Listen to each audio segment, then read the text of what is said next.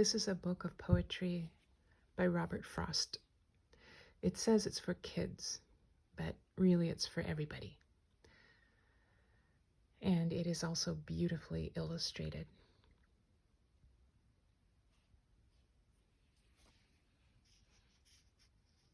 I'll just read the introduction in this video, and then I'll do separate videos for each poem.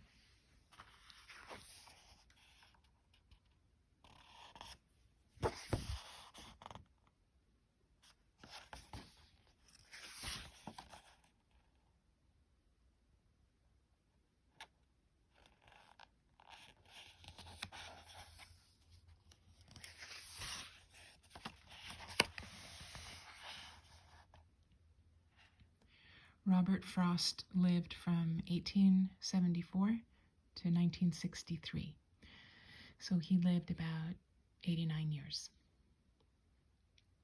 Robert Frost once said that a poem should begin in delight and end in wisdom. Frost's poems are both delightful, full of humor and high spirits, and wise. They often deliver a nugget of truth that stays with you long after you put the poem down. Frost's poems are usually set in northern New England, especially in New Hampshire and Vermont, where he lived on farms throughout his long life. Unsurprisingly, his best poems deal with the everyday work of farm labor. They focus on such tasks as sowing seeds in the ground in springtime, mowing a hay field at the end of summer, and picking apples in the fall. Frost believed strongly in metaphor. That is, saying one thing in terms of another. For example, in the poem Mowing, he uses the language of harvesting crops, describing mowing wheat and setting it in the sun to ripen, to talk about feelings in writing poetry.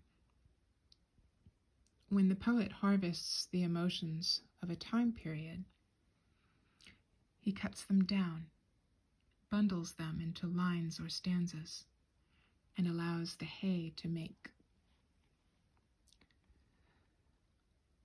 Almost any of the poems in this collection can be read as a metaphor. Frost writes simply about a task or a situation and invites you to think in wider terms about the image or idea that centers the poem. Frost was born in San Francisco, California, and he lived there with his parents and his sister until he was 11 years old when his father died. He then moved with his family to Massachusetts, where he attended high school. After an early marriage and 2 attempts at college, he settled on a farm in Derry, New Hampshire. There, he and his wife, Eleanor, raised chickens and 4 young children. Frost loved going to the general store in town, where he listened to farmers tell stories. He quickly saw that there was poetry in their lively way of talking. He learned to listen for the beauty in ordinary speech, what he called the sound of sense, which is the music of language in conversation. Frost's poems became conversational, using simple words but combining them in ways that make them extremely memorable.